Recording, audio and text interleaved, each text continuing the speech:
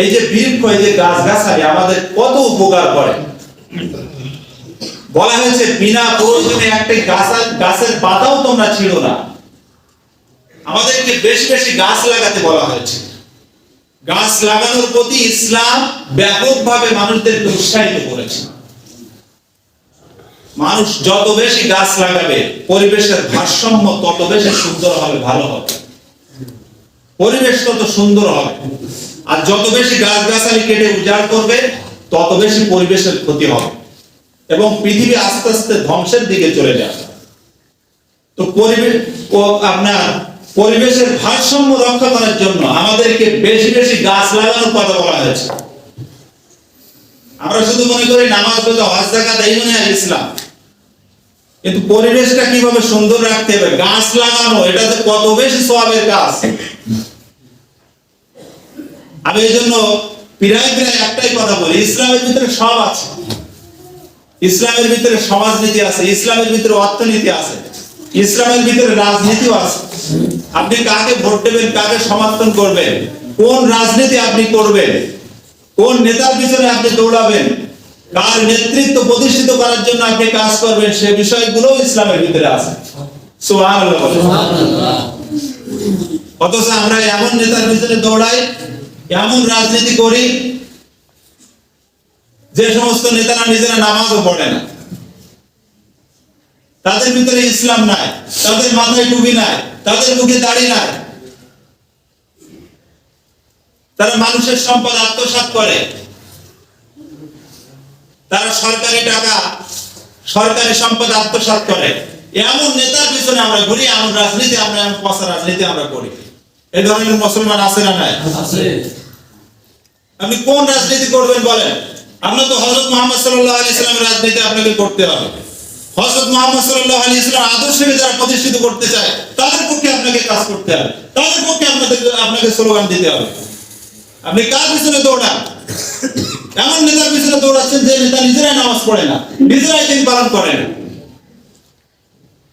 আপনি আল্লাহর কাছে কি জবাব দিবেন বলেন? কবরে প্রথম প্রশ্ন মান রব্বুকা, তোমার রব কে ছিল? দুই নম্বর প্রশ্ন তো মান দীনুকা, তোমার দিন কি ছিল? তিন নম্বর প্রশ্ন হলো মান নবিয়ুকা, তোমার নবী কে ছিল?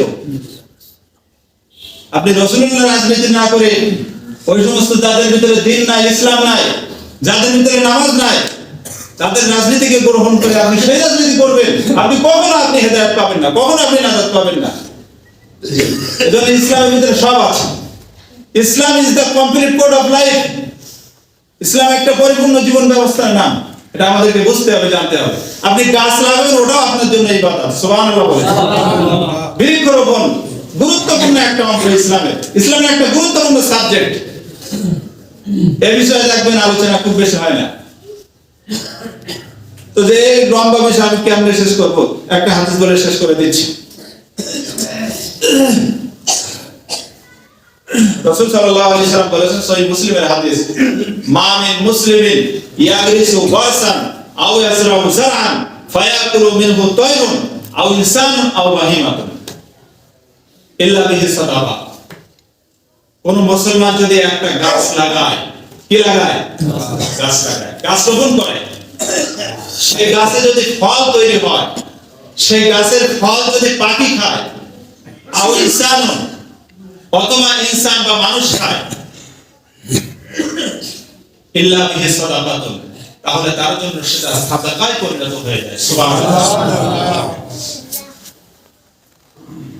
পাখি খাচ্ছে, যে গাছ লাগাইছে সে সওয়াব পাবে। মানুষ খাচ্ছে, কেউ যদি চুরি করেও খায়, হাদিসের ব্যাখ্যায় বলা হয়েছে, কেউ যদি চুরি করেও আপনার গাছের ফল খায়, তারপরে আপনি সওয়াব পাবেন। সুবহানাল্লাহ। কিন্তু যে চুরি করছে, ক্ষতি কিন্তু তার হবে, সওয়াব কিন্তু আপনি ঠিকই পেয়ে যাচ্ছেন। তাই বলে আবার চোরের জন্য উন্মুক্ত করে দিয়েন না, একটু পাহারার ব্যবস্থা করেন। তাহলে দেখেন, এই এমনকি হাদিসের ব্যাখ্যা এটাও বলা হচ্ছে যে ওই গাছের থেকে ফল পড়ে মনে করেন কিছু চারা গজালো, সেই চারা থেকে আবার ফল তৈরি হলো। এইভাবে ওই ফল থেকে যত চারা তৈরি হবে এবং তার থেকে যত ফল উৎপাদন হবে, আপনি সাবগায় জারি হিসাবে ওটা কিয়ামত পর্যন্ত পেতে থাকবেন। সুবহানাল্লাহ।